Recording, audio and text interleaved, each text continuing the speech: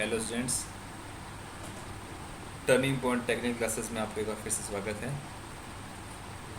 Example 2 start करते हैं। SFD BMD का क्वेश्चन को पढ़ते हैं। देखिए, क्वेश्चन बोल रहा है draw SFD and BMD for simply supported beam with UDL.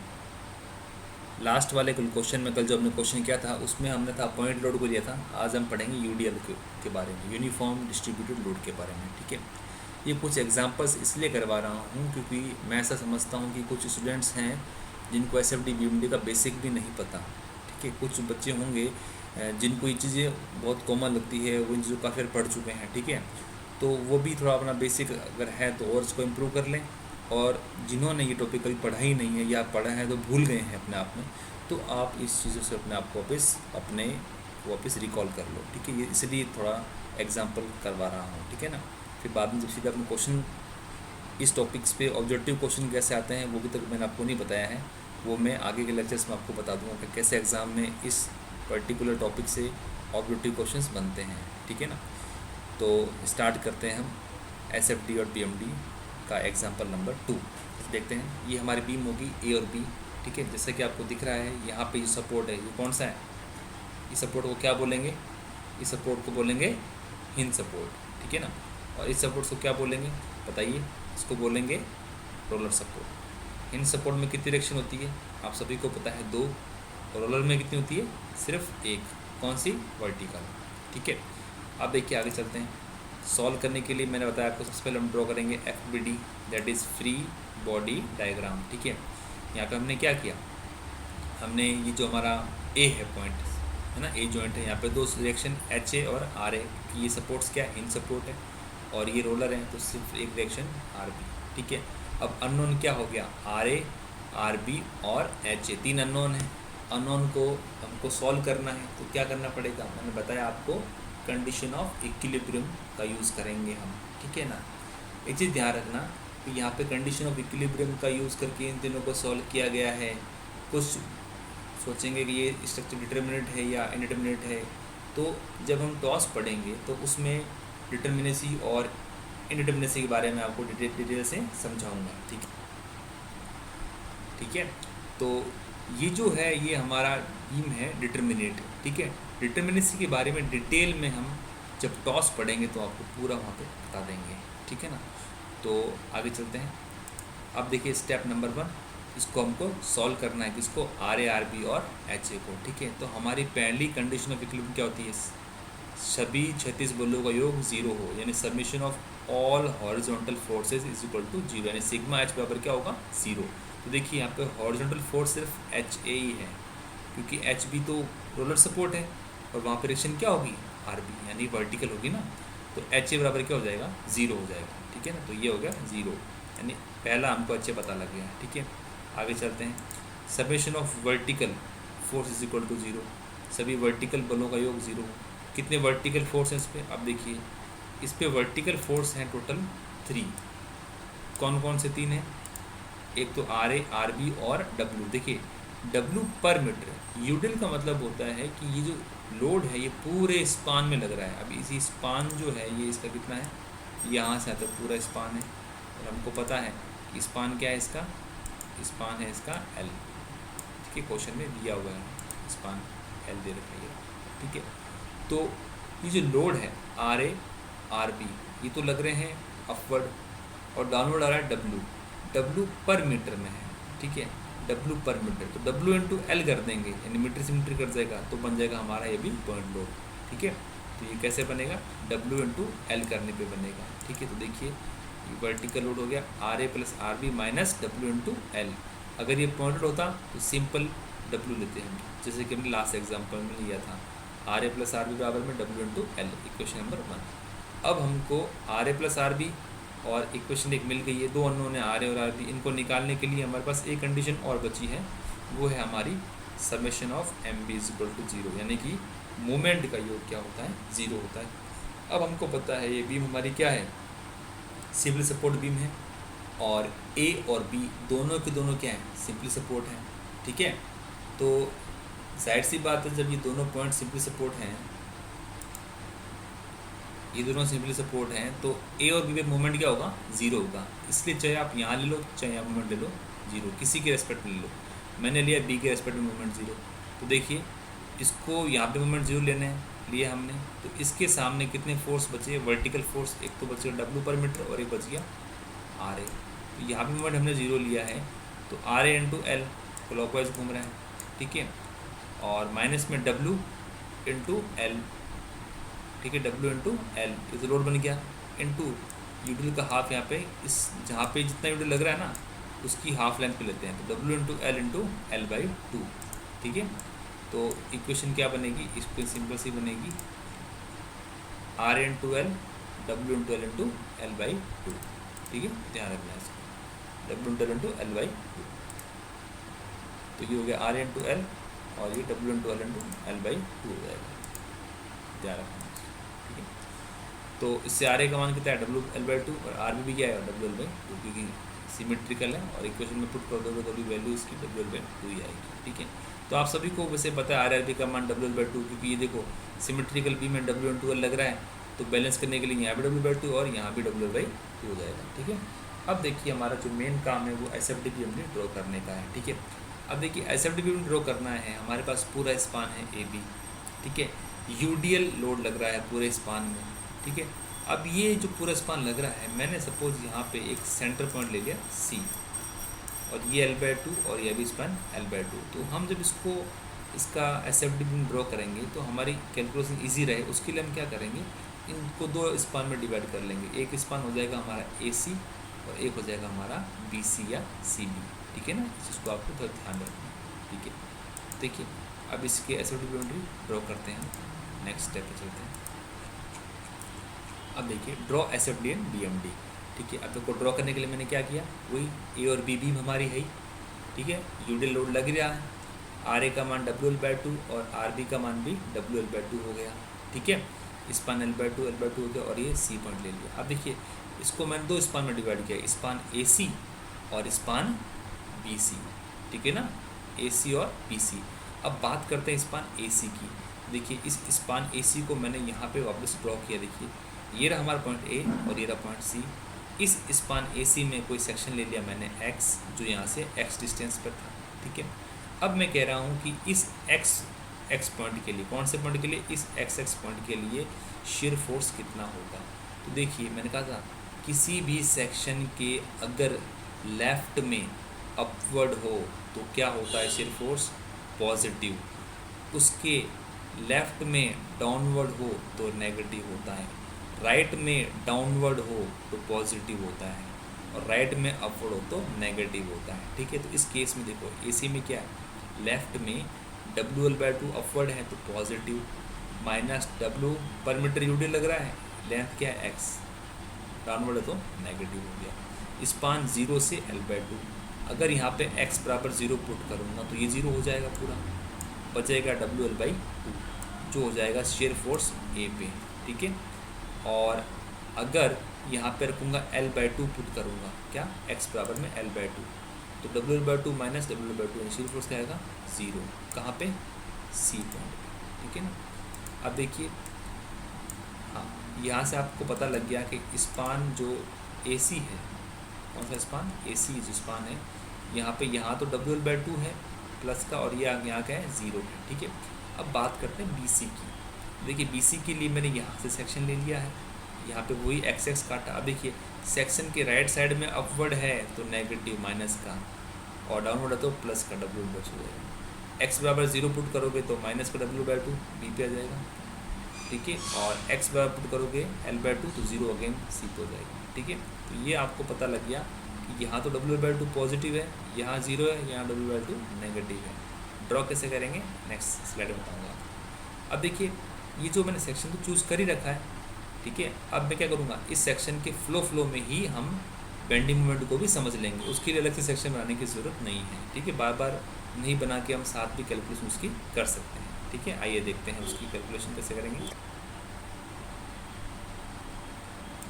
ठीक है। तो आके देखते हैं अपने। अब देखिए जब मुझे बी एम डी ड्रॉ करना है तो हमको पता है कि ये बीम सिंपली सपोर्ट है, तो ए और जो बी पॉइंट है यहाँ पे मोमेंट क्या होगा ज़ीरो, सभी को पता है वो तो ज़ीरो होना ही है। तो ए रूट पे मोमेंट जीरो जाएगा, क्योंकि बीम कौन सी सिंपल सपोर्ट है। अब देखो उसी स्पान को डिवाइड करते हैं ए सी और बी सी में। समझते देखो ये रहा हमारा स्पान ए सी। अब मुझे इक्वेशन बनानी है बेंडिंग मोमेंट की एक्स पॉइंट पे। देखिए यहाँ पे मोमेंट ले रहा हूँ, तो इसकी अगर बात को लेफ्ट साइड में एक फोर्स WL/2 इंटू एक्स, तो ये तो बन गया ये वाला WL/2 इंटू एक्स, ये होता है सैगिंग पॉजिटिव। सेकेंड W पर मीटर W इंटू एक्स, ये लो W इंटू एक्स, तो रोड बन गया इंटू x/2, और ये हो जाएगा नेगेटिव, क्योंकि ये हॉगिंग मोमेंट है। ठीक है ना। देखिए इक्वेशन क्या बनेगी, इसकी इक्वेशन बनेगी ये रही स्पान से WL/2 into x minus W²/2। ठीक है ना, समझिए। अब देखिए यहाँ पे जो x की वैलिटी है वो कितनी है, 0 से L/2। x बराबर 0 पुट करोगे यहाँ पे, तो ये भी 0 और ये भी 0, तो पूरा ही 0, ए पे 0 ही है। और x पुट करोगे L/2 तो कितना आएगा, सेंटर पे W²/8। और ये आप सभी को पता है सेंटर पे कितना होता है, W²/8 होता है। अब बात करते हैं स्पान BC की। देखिए BC में WL/2 इंटू एक्स, अगेन ये भी मोमेंट क्या है, ये है सैगिंग मोमेंट। ध्यान रखना सैगिंग हॉगिंग जब SFD BMD ड्रॉ करते हो तब लेना है, और RAR भी निकालते हैं तब क्लॉकवाइज और एंटी क्लॉकवाइज लेना है। तो ये होगा W/2 इंटू एक्स, और अगेन ये नेगेटिव कौन सा, W into x into x/2। ठीक है, तो इक्वेशन ये रही इसकी, सेम बनेगी। 0 पे 0 हो जाएगा, क्योंकि P पे मोमेंट 0 ही है, और L/2 पे W²/8 हो जाएगा। ठीक है, तो जब इसका SFD और BMD इसका ड्रॉ करेंगे, तो देखिए कैसे ड्रॉ करेंगे इसका SFD BMD। ये देखिए ये हमारी बीम हो गई थी, W/2 माना गया इसका। A और C देखो, C पे कितना है 0 हो गया, और A पे कितना होगा WL/2 हो जाएगा, और यहाँ पे माइनस का W/2 हो जाएगा। ठीक है, और इसका जो बात करेंगे BMD कितना होगा, BMD इसका होगा ये रहा W²/8 आपने सीख मैक्सिमम। ठीक है, तो आपने एक चीज़ नोट की होगी, देखो ध्यान से देखना कि ये जो बीम है, इस बीम का जो हमने ये जो ड्रॉ किया SFD, देखिए सपोर्ट्स पे तो शेयर फोर्स मैक्सिमम है, बट सेंटर में शेयर फोर्स क्या है, कम है, यहाँ के 0 हो गया। और जब बात करें BMD की, तो सपोर्ट्स पे देखिए बेंडिंग मोमेंट तो क्या है, सपोर्ट्स पे 0 है, और सेंटर में सब बेंडिंग मोमेंट क्या है, मैक्सिमम है। तो बेसिकली बात करते हैं कि भाई यहाँ से आप देखोगे तो यहाँ शेयर फोर्स मैक्सिमम है, फिर कम होते होते होते होते यहाँ पे 0 हो गया, फिर वापस बढ़ते बढ़ते बढ़ते मैक्सिमम हो गया। और बात करें बेंडिंग मोमेंट की, तो बेंडिंग मोमेंट सेंटर में क्या है, मैक्सिमम है, और किनारों पे किधर क्या हो रहा है, बेंडिंग मोमेंट कम हो रहा है। ठीक है, तो इससे क्या हमको पता लगता है, इससे पता लगता है हमको कि जो किनारे हैं, यानी कि सपोर्ट्स होते हैं बीम के, सपोर्ट्स के बीम में शेयर आता है, क्या आता है, शेयर। तो वहाँ पे हमको शेयर फोर्समेंट ज़्यादा लगाने पड़ते हैं, शेयर फेलियर ज़्यादा हो सकता है सपोर्ट्स में। ठीक है, और बीम के सेंटर में मैक्सिमम क्या होती है, बेंडिंग। ठीक है, तो बेंडिंग को रजिस्ट करने के लिए जो सेंट्रल पोर्शन होता है वो बेंडिंग को रजिस्ट करता है। अगर क्रैक्स भी आएंगे तो बेंडिंग क्रैक्स आएंगे, और सपोर्ट्स हमेशा क्या आएंगे, शेयर क्रैक्स आएंगे। बेंडिंग क्रैक्स हमेशा क्या होते हैं, 90 डिग्री पे होते हैं, और शेयर क्रैक्स हमेशा 45 डिग्री पे होते हैं, डायगोनल क्रैक्स होते हैं। ठीक है, ये जो हम RCC में आपको शायद मैंने पढ़ाया था, ये RCC में टॉपिक हम कवर कर चुके हैं, इसको पर हल्का सा यहाँ बताने के लिए था।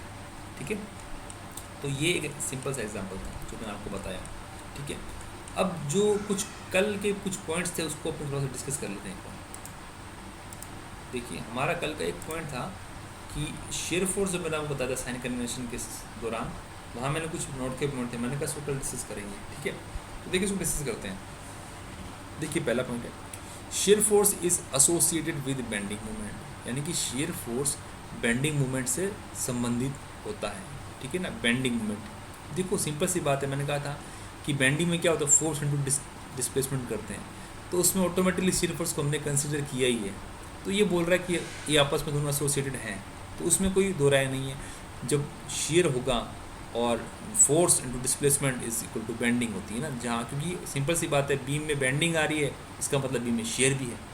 तो मतलब जब सपोर्ट्स पे शेयर हो गया तो सेंटर में बेंडिंग होगी ना, यानी कि जहाँ शेयर है वहाँ बेंडिंग भी है। तो बीम में बेंडिंग और शेयर दोनों ही आते हैं, तो इसका मतलब क्या, एसोसिएटेड है, एक साथ है। ठीक है ना। नेक्स्ट पॉइंट देखिए, shear force on a beam is equal to sum of transverse force. देखिए सिंपल सी बात है, शेयर फोर्स क्या होता है, सम ऑफ ट्रांसवर्स फोर्स होता वही होता फोर्स। देखिए जैसे कि हमने एक भी एग्जांपल किया था, जैसे कि देखो ये एग्जांपल किया, इसमें क्या है, शेयर फोर्स अगर इस एक्सेस पे निकालना है तो सम ऑफ ट्रांसफर्स फोर्स हैं, या तो सेक्शन के लेफ्ट में या सेक्शन के राइट में, वही शेयर फोर्स कहलाता है। ठीक है ना, चाहे आप इधर ले लो चाहे इधर ले लो, बस उस पर्टिकुलर पॉइंट पे जो शेयर फोर्स क्या होगा, उस सेक्शन के लेफ्ट या सेक्शन के राइट में सभी ट्रांसफर फोर्स का योग हो। ट्रांसफर फोर्स कौन से होते हैं, ये वाले, और ये लॉन्गिट्यूडनल फोर्स हैं, ठीक है ना, यानी एक्शियल फोर्स हैं। देखिए अगला पॉइंट हमारा, pure shear force on a beam cause rotation of axis without rotation of plane. ठीक है ना, देखिए इसका क्या मतलब है, देखिए इसका मतलब ये है, सपोज ये आपकी कोई बीम है, ठीक है, और इस पर मान लो आपके शेयर फोर्स लग रहे हैं, सपोज यहाँ फोर्स लग गया शेयर फोर्स, यहाँ शेयर फोर्स लग गया, ठीक है, ये शेयर फोर्स लग गया, ठीक है।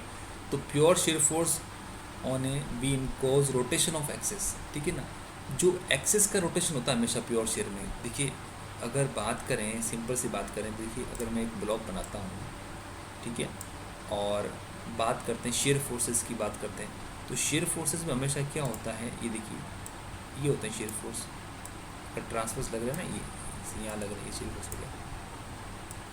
तो शेयर फोर्स में हमेशा रोटेशन ऑफ होती है एक्सेस, यानी कि ये यहाँ पे और यहाँ पे रोटेट हो जाएगा। अगर बात करें बीम की, देखिए बीम में हमारे क्या, सपोज ये हमारी बीम होगी, तो ये हमारी बीम होगी, ठीक है। अब बीम में हमारे शेयर फोर्स मान लो मल्टीपल लग रहे हैं, यहाँ सपोज हमारा शेयर फोर्स बीम में यहाँ लग रहा है, फिर यहाँ लग रहा है, ठीक है। तो रोटेशन ऑफ क्या हो जाएगा, एक्सेस, यानी कि इस एक्सेस को रोटेट कर देगा, बट प्लेन रोटेट नहीं होगा, विदाउट रोटेशन ऑफ प्लेन, यानी कि एक्सेस ये यहाँ पे अगर इसको घुमाएंगे तो ये इधर घूम जाएगा और ये इधर घूम जाएगा, ठीक है। यानी कहना मतलब ये इसका जो हम बोल सकते हैं इसका वॉल्यूम भी चेंज नहीं हो सकता, क्योंकि ये ट्विस्ट कर जाएगा, ठीक है। रोटेशन ऑफ एक्सेस हो जाएगी, लेकिन रोटेशन ऑफ प्लेन नहीं होगी, समझ रहे। प्लेन मतलब जैसे मान लो ये प्लेन हो गया, ये कभी नहीं रोटेट होगा, एक्सेस रोटेट हो सकती है, प्लेन कभी रोटेट नहीं होगा।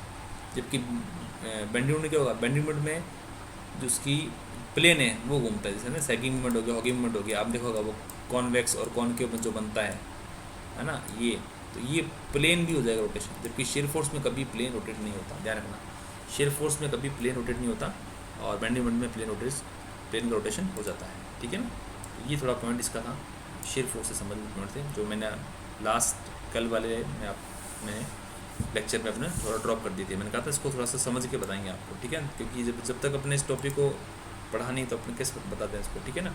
तो अभी इसको आप की समझ में आ गया होगा जो मैं बताना चाह रहा था। देखिए अगले पॉइंट और समझते हैं।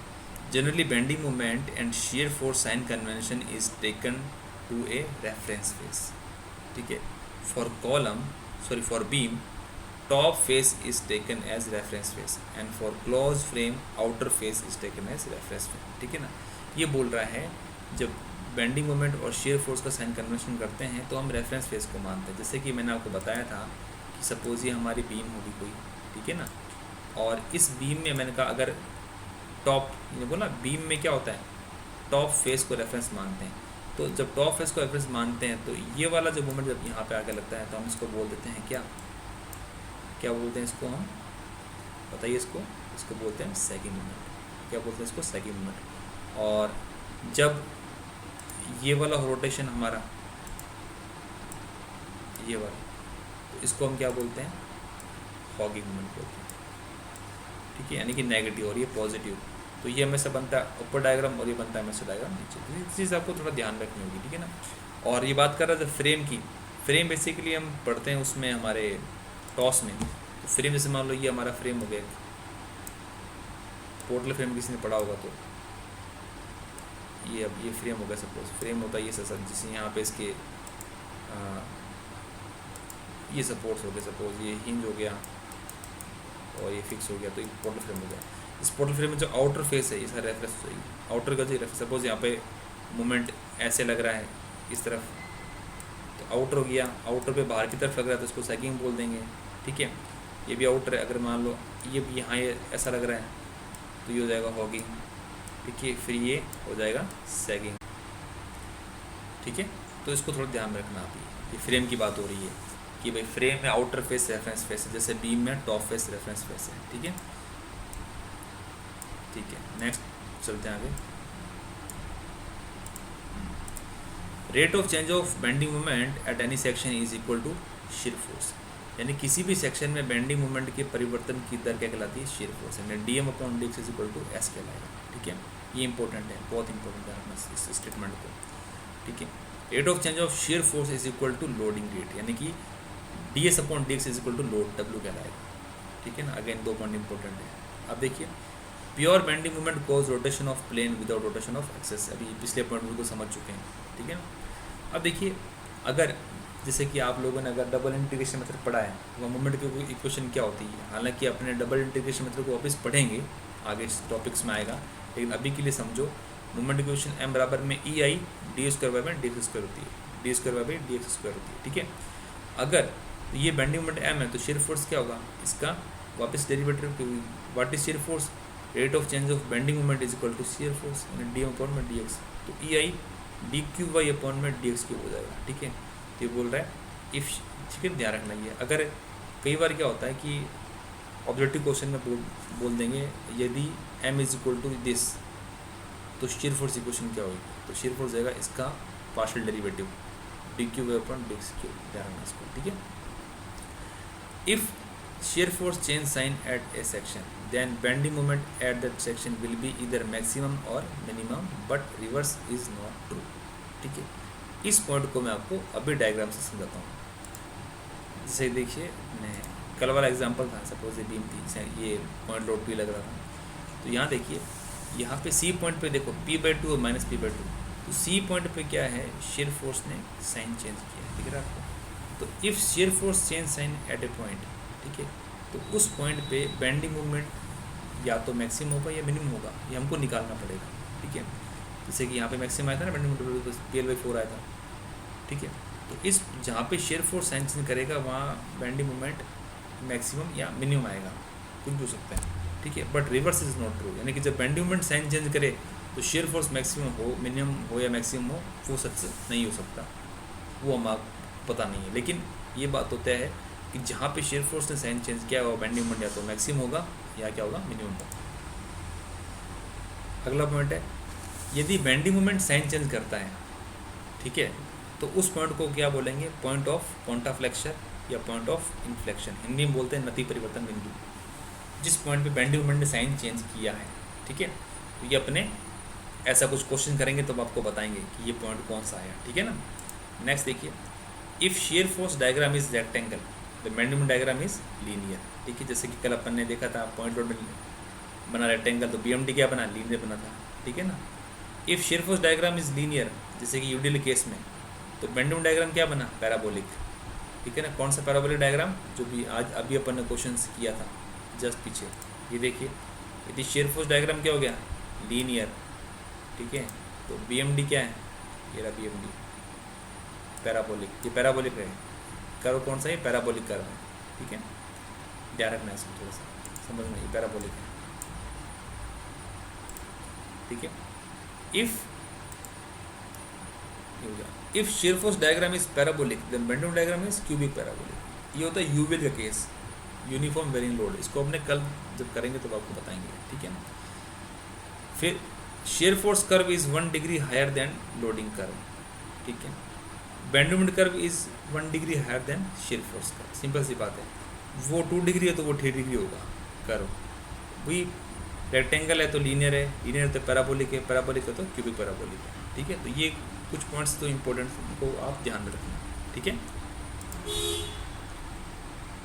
तो अभी के लिए इन पॉइंट्स को आपको पढ़ना है। ठीक है, तो कल अपने कुछ आगे अगले टॉपिक को कवर करेंगे। ठीक है, एक क्वेश्चन था कि यंग्स मॉडुलस ऑफ इलास्टिसिटी है वो किस पर डिपेंड करता है। ठीक है, तो इसके काफ़ी सारे फैक्टर्स हैं। ठीक है, तो मैं आपको एक चीज़ बता देता हूँ कि यंग्स मॉडुलस ऑफ इलास्टिसिटी कई चीज़ पर डिपेंड करता है। वो डिपेंड करता है टेम्परेचर पर डिपेंड करता है, स्ट्रेस पे, स्ट्रेन पर डिपेंड करता है, मेटल की जियोमेट्री पर डिपेंड करेगा। ठीक है, मेटल की प्रॉपर्टी पर डिपेंड करता है, क्योंकि स्टील के लिए इसका मान अलग होता है, हर मेटल के लिए इसका मान डिफरेंट होता है। ठीक है, बट अगर हम बात करें किसी पर्टिकुलर क्वेश्चन की पढ़ने की, तो अगर क्वेश्चन में मल्टीपल ऑप्शंस दे रखे हैं तो वहाँ पे अगर मेटल की प्रॉपर्टी ऑप्शन है ठीक है ना, और साथ में दे रखा जियोमेट्री, तो मोस्टली उसको जियोमेट्री को वो ज़्यादा सही मानते हैं, ठीक है। बाकी मल्टीपल फैक्टर्स हैं, ये एक ऐसा क्वेश्चन है जिसमें अगर मल्टीपल ऑप्शन दे रखे हैं तो इसके मल्टीपल आंसर हो सकते हैं कि किसी बुक्स में क्या दे रखा होगा, किसी बुक्स में क्या दे रखा होगा, बट ऑन दी ऑल इसके वेरियस फैक्टर्स होते हैं। टेम्परेचर हो गया, मेटल की प्रॉपर्टी हो गया, मेटल का साइज़ हो गया, ठीक है ना, और ज्योमेट्री हो गया, स्ट्रेस स्ट्रेन हो गया, तो यंग्स मॉडुलस कई फैक्टर्स पर डिपेंड करता है, ठीक है। तो आगे कल अगले लेक्चर्स को और टॉपिक को कवर करेंगे, तो अभी के लिए इतना ही था। Thank you very much for discussion.